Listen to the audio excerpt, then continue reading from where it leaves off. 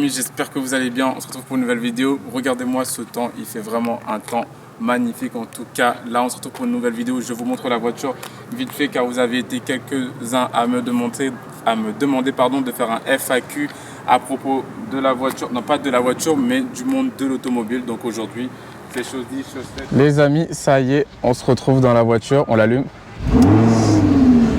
Comme d'habitude, cette petite sonorité, ça fait plaisir. Donc là, on va partir tranquillement. On va essayer d'aller dans des coins pour répondre à toutes vos questions. Là, vous avez été vraiment nombreux à nous avoir écrit et je vais essayer de répondre avec le plus de précision possible à toutes vos questions, bien évidemment.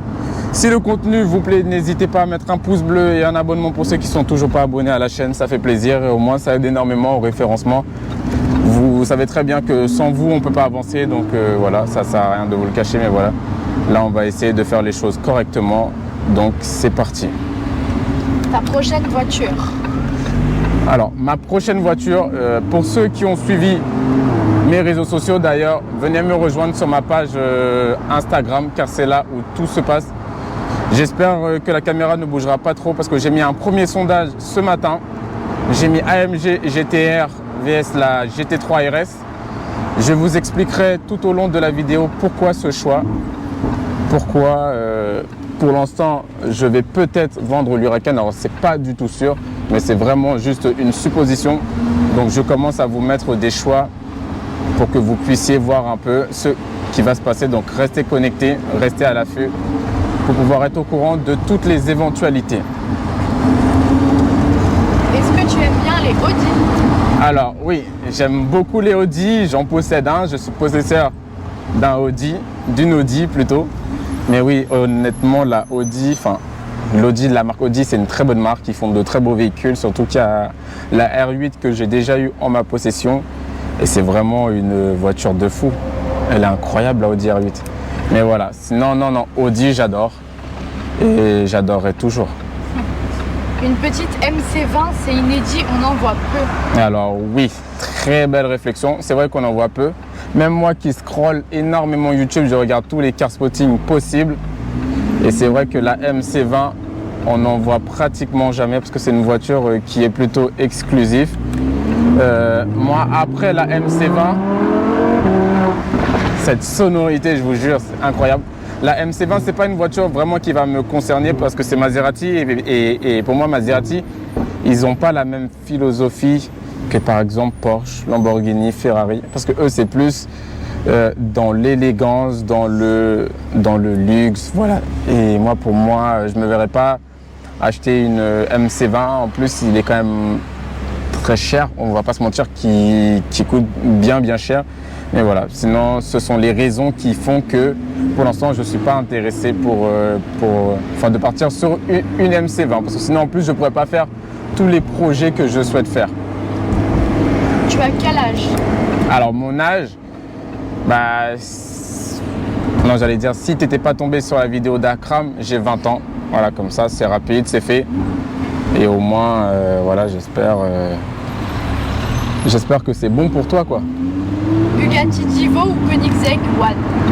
Alors, choix compliqué, mais directement Bugatti. Ça reste mon deuxième ou troisième rêve après la Huracan, après la Lamborghini, bien évidemment.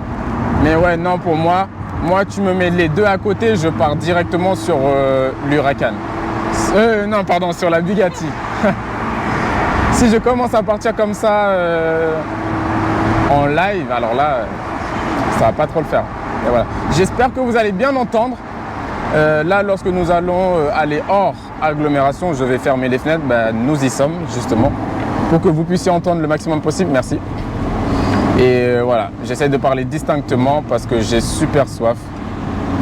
J'ai archi soif. Là, peut-être que vous n'allez pas le voir, mais j'ai les lèvres gercées de ouf.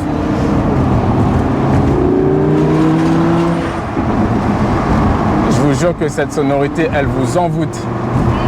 Comment se lasser de ça plutôt?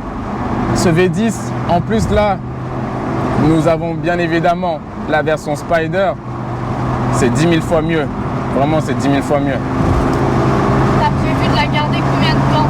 Alors, elle est très intéressante comme question, mais c'est assez compliqué de te répondre en détail parce que nous, en fait, on ne prévoit rien. Parce que là, comme tu as pu voir, si tu as vu ou pas à ma dernière story, j'ai mis 2 autres véhicules, qui viendront peut-être en remplacement de la Lamborghini Huracan. Je vais rentrer plus en détail tout à l'heure du pourquoi, du comment, pourquoi ce choix-là. Mais voilà, donc si demain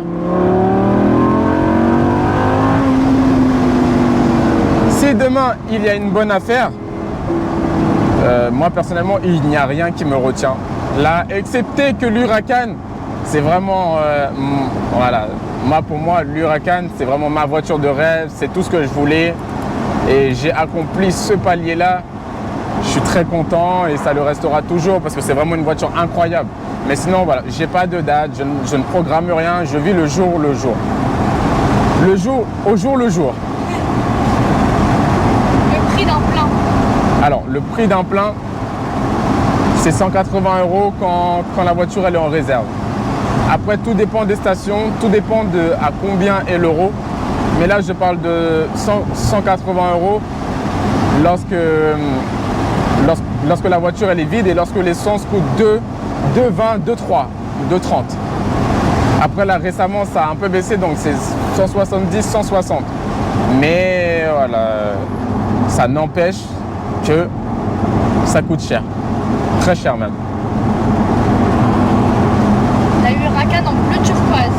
Alors, parce que j'avais mis un sondage aussi par rapport à celle de la boiserie. Je ne suis pas là forcément pour faire la même chose. Et moi, j'ai une coloris que j'adore. Ce que j'ai fait dessus, j'aime beaucoup. Ma couleur, elle se vend très bien. Orange, c'est beau, c'est pétant. Mais voilà, je ne compte pas faire comme la boiserie. Ce n'est pas dans mes projets. J'achète un véhicule. Si je devais faire une autre couleur, ce serait une couleur qui n'existe pas ou que j'ai pas encore vue de mes propres yeux.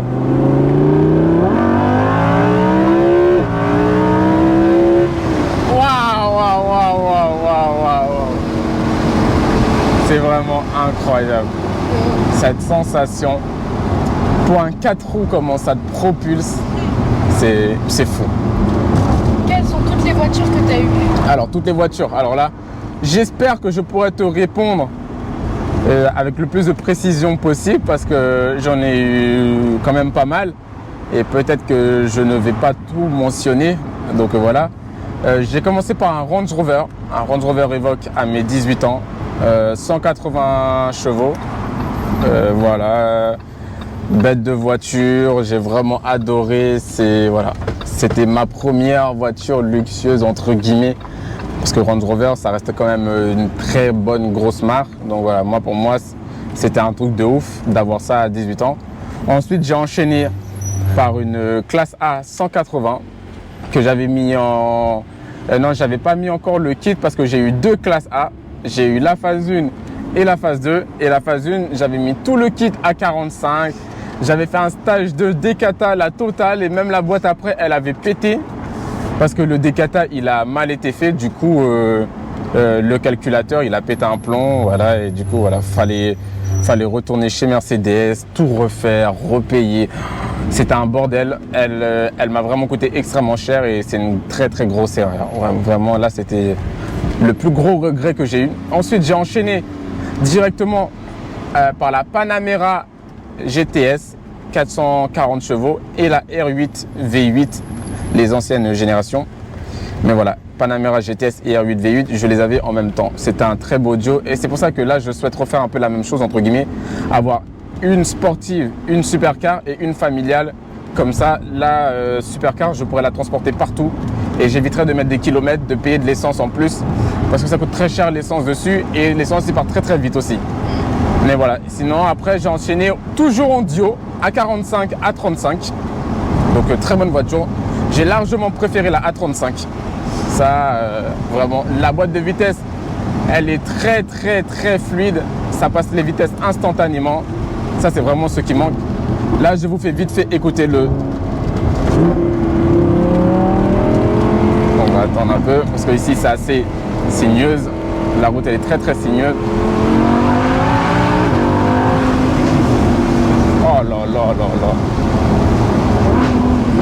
Oh là. Quand on rétrograde, je sais pas expliquer ce sentiment. Oh là là. Putain. C'est incroyable. C'est vraiment... c'est très dur à expliquer. Mais c'est fou, c'est fou.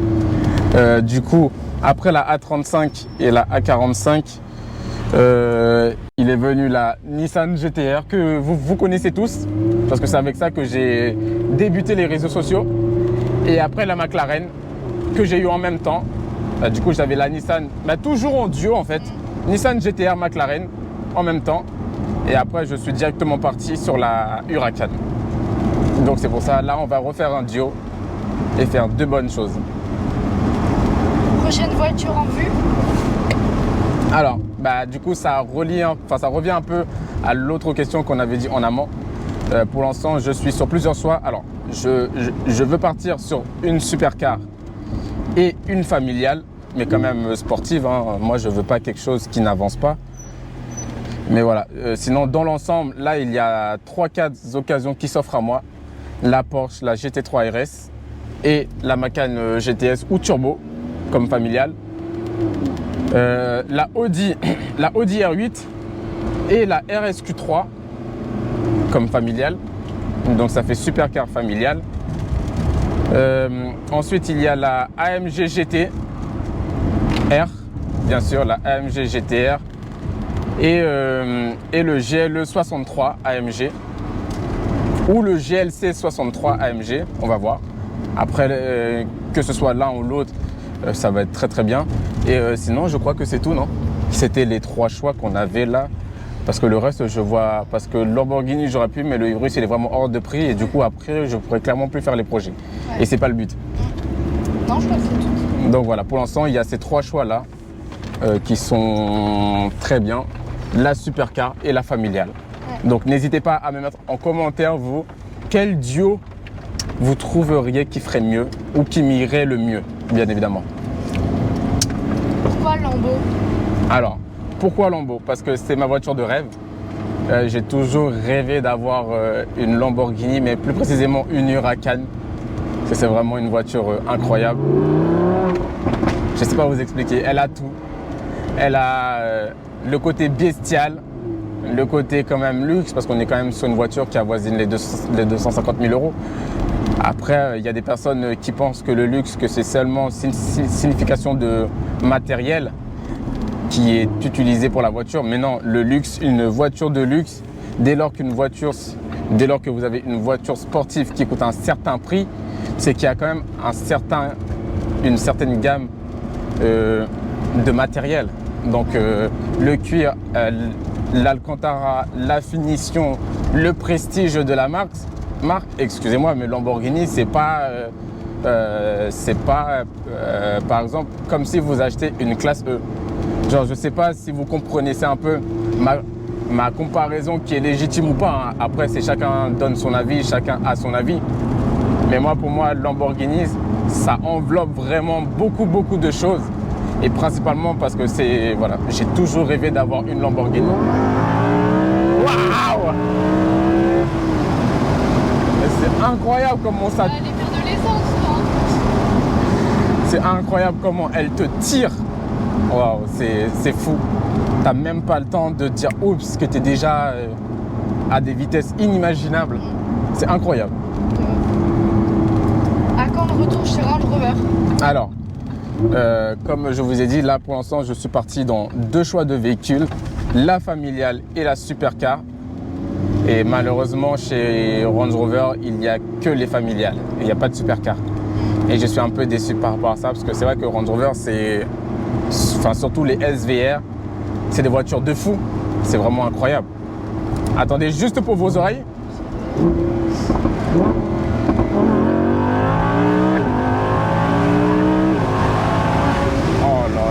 là là là. C'est pas possible de s'arrêter une fois que tu as mordu au V10. Spider en plus. Oh là là. Oh là là là là là là là là là, incroyable. Une fois que tu as mordu à ce V10, il est très très difficile de se calmer. Tu es toujours là à accélérer, même si tu sais que dans quelques minutes tu vas devoir mettre de l'essence, tu es toujours là à pomper. Et mais ouais, vraiment une voiture exceptionnelle, indescriptible. Quelle vitesse max? Alors la VMAX c'est assez compliqué parce que je l'avais pris sur une route déserte, il n'y avait personne, après le péage, il n'y avait personne, donc j'en ai profité. J'ai pris 320 et il y avait encore du souffle et je me suis arrêté parce qu'il y avait du monde au loin. Et on est là pour s'amuser mais pas pour mettre les autres en danger. Nous, on nous met en danger, c'est déjà suffisant comme ça. Oh là là là là, mais c'est pas possible. Comment elle fait peur. Moi des fois j'ai peur. Hein. J'ai très peur même.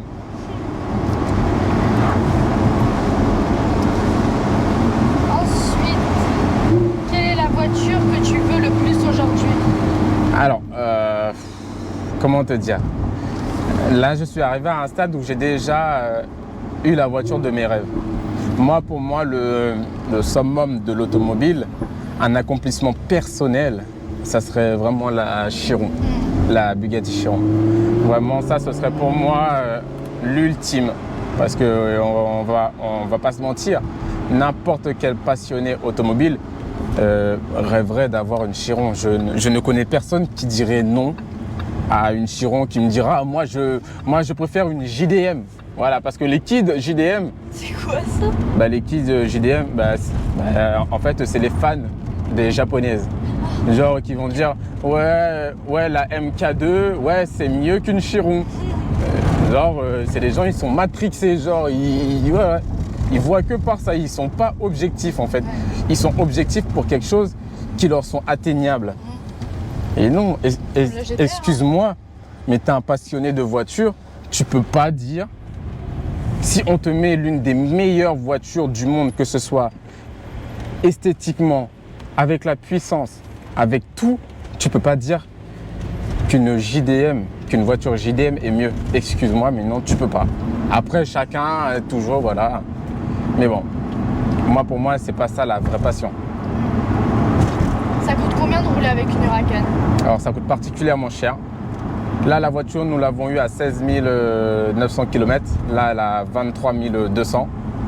Donc voilà, ça fait plus de 6 000 km, bientôt 7, en l'espace de 1 mois. Là, ça fait 1 mois et demi qu'on l'a, mais bon, on est plus proche d'1 mois que de 2 mois.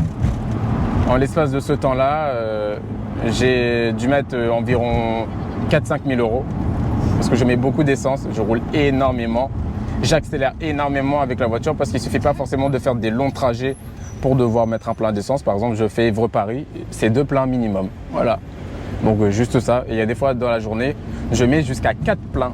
4 pleins parce que voilà, je suis jeune, j'en profite tout simplement. Je peux me le permettre. Voilà. Mais en moyenne, 3-4 000 euros, non 3 000 euros lorsque je roule normalement et 4 000 euros lorsque voilà, je bombarde vraiment dedans. Parce que là pour l'instant je roule uniquement celle-là. Donc ça s'explique aussi. La meilleure voiture familiale? Waouh, très bonne question. Alors, c'est assez difficile parce qu'il y en a beaucoup qui sont très très bien. Moi, la meilleure familiale que je voudrais, bien sûr, c'est le Urus. Ça, on va pas se mentir. Hein. J'ai testé. Oui, j'aime beaucoup le GT. Enfin, ouais, j'aime beaucoup la GTC 4 Lusso, mais je préfère le Urus. Oui. Je préfère largement le Urus. C'est pas comparable. Après, il y a aussi la Cayenne Turbo SE hybride ou la Cayenne Turbo GT. La GT, j'aime un peu moins parce qu'il y a les 2 sorties au centre. T'aimes pas? Je sais pas. J'arrive pas trop à m'y faire. Okay. J'arrive pas trop à m'y faire. Mais ça reste une voiture qui marche fort. Mais le Urus, pour moi, il est complet. Il est vraiment complet.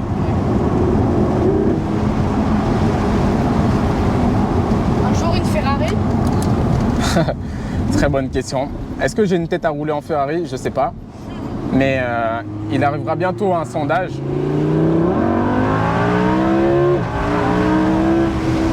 Oh là là. Il arrivera bientôt en sondage où une Ferrari sera proposée.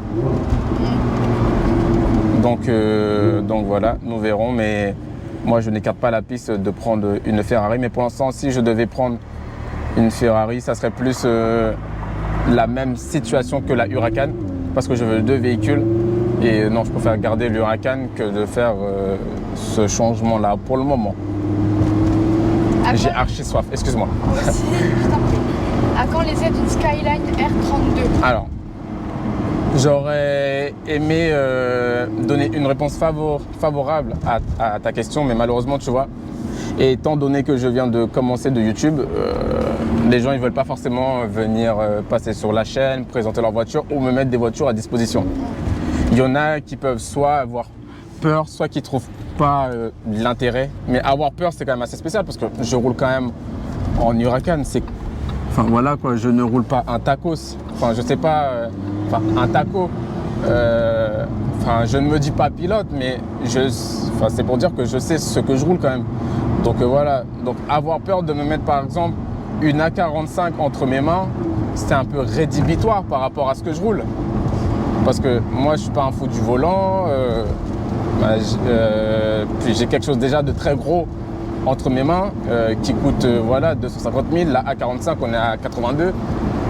Voilà, je fais déjà très attention de celui-là, donc pourquoi pas faire attention à des choses qui ne m'appartiennent pas. Et puis surtout, voilà, comme je vous l'ai dit, les gens en général, ils veulent pas passer sur des petites chaînes où il n'y a pas beaucoup de gens parce qu'ils trouvent que c'est peut-être la honte. Il y en a beaucoup qui sont vraiment uniquement dans le visuel et ça en France, même pas en France, partout, on est tous dans le visuel.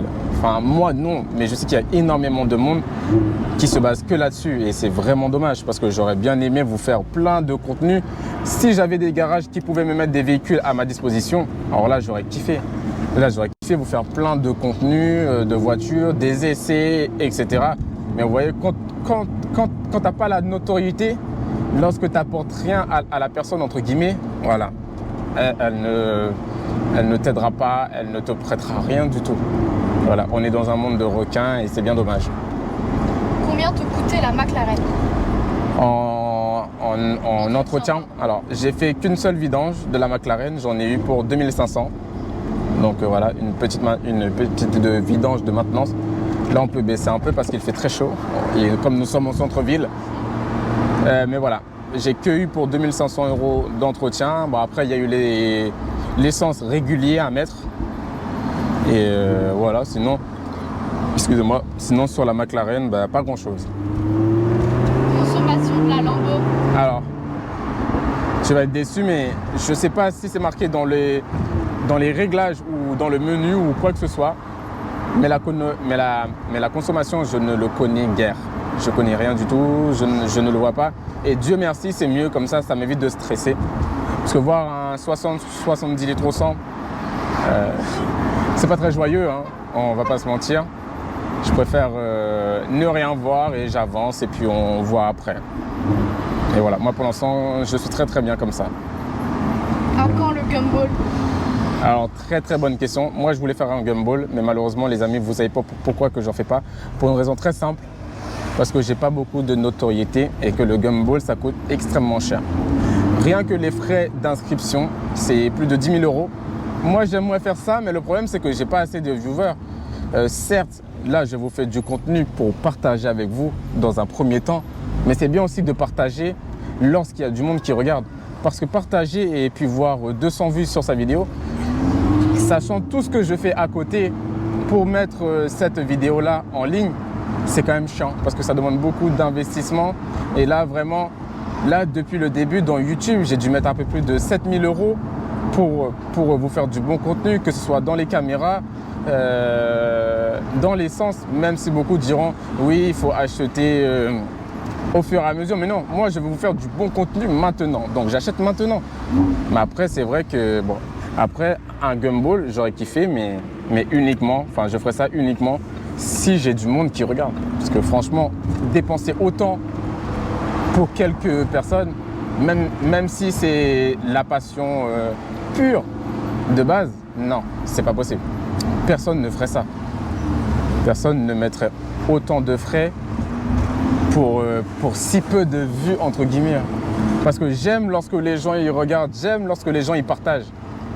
Voilà, c'est tout ça. Ça vaut combien l'assurance de la Lambo? Alors, au début, je devais la mettre au nom de ma société que j'allais créer par rapport à la location ou la vente de véhicules d'occasion. Là, je l'ai mis au nom de ma mère qui est à 400 €. Elle a pourtant tous ses bonus. Sinon, au nom de la société, j'ai plus la somme exacte, mais sinon, à mon nom, j'étais à 2 500 € par mois.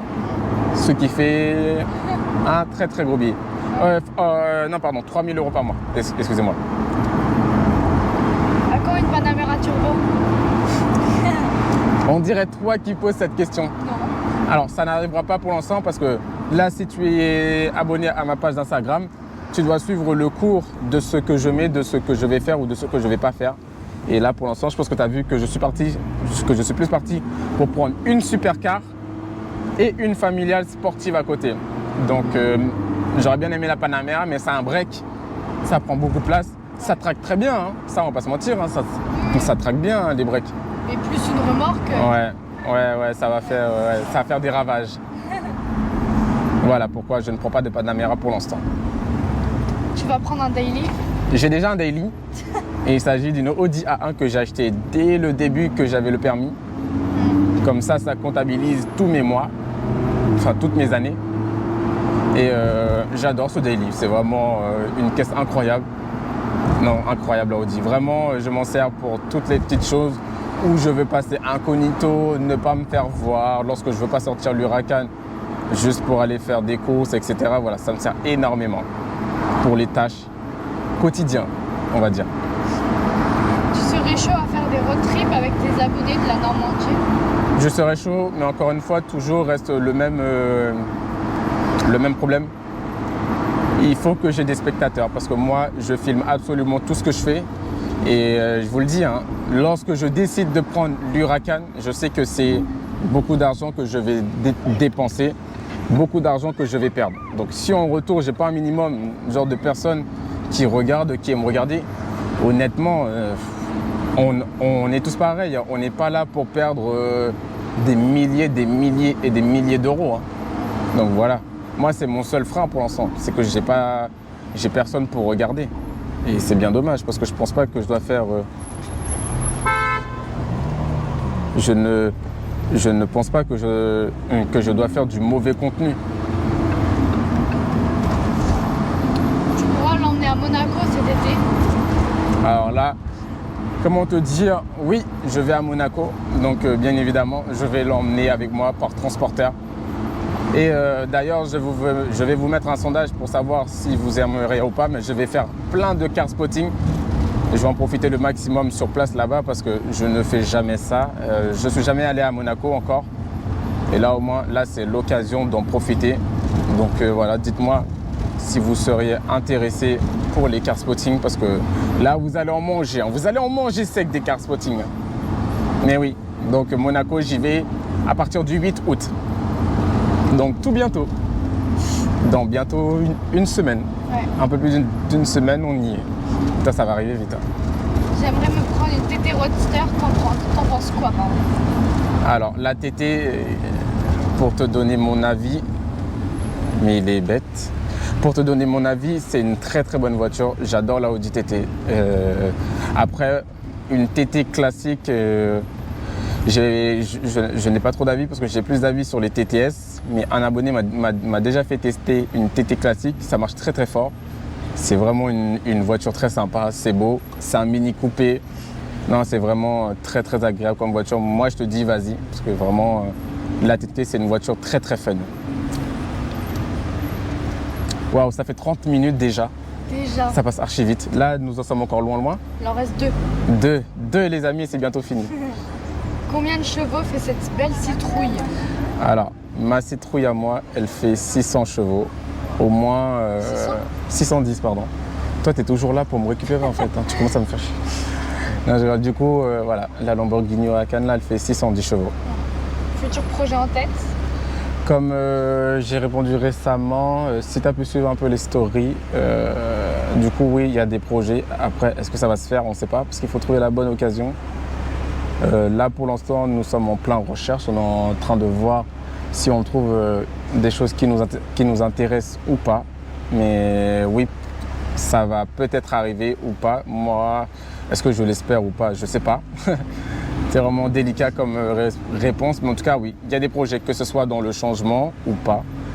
Ou même des changements qui arriveront sur la chaîne. Parce que je vous prépare vraiment beaucoup de choses. C'est fini? C'est bon. Ça, t'aurais pu dire c'est bon au lieu de me laisser espérer. Voilà les amis. Waouh, déjà 32 minutes, j'ai même pas vu le temps passer. En tout cas, moi, ça m'a fait kiffer de vous faire la vidéo, sauf l'essence. Ça m'a pas fait kiffer. Là, j'espère que je vais pouvoir rentrer tranquillement chez moi sans devoir tomber en panne. Parce que là, je suis sur plus que sur la réserve. Là, ça me met 0-0. Là, on n'est pas loin de la maison. J'espère qu'on va pas tomber en panne comme la dernière fois, parce que c'était un peu spécial. En tout cas, j'espère que le contenu vous a plu. N'hésitez pas à mettre un pouce bleu pour le référencement, me mettre un petit commentaire. Moi, ça me fait plaisir et je réponds à tous les commentaires. Au moins, j'y réponds. Parce que des fois, je ne peux pas répondre à tous vos DM sur Insta parce qu'il y en a évidemment beaucoup. Mais j'essaye de lire pas mal de choses. Mais tous les commentaires, je les lis. Si le contenu vous a plu, un petit pouce bleu, je l'ai dit. Et un abonnement pour ceux qui ne sont pas abonnés. Et surtout, activez la cloche de notification pour recevoir toutes les notifications. Comme ça, vous ne me poserez aucune question concernant les dates de sortie des vidéos. Et venez sur ma page d'Instagram car c'est là où je vous dis tout, les amis. Comme d'habitude, prenez soin de vous, prenez soin de votre famille. Je vous souhaite une agréable journée et on se dit à la prochaine pour une nouvelle vidéo.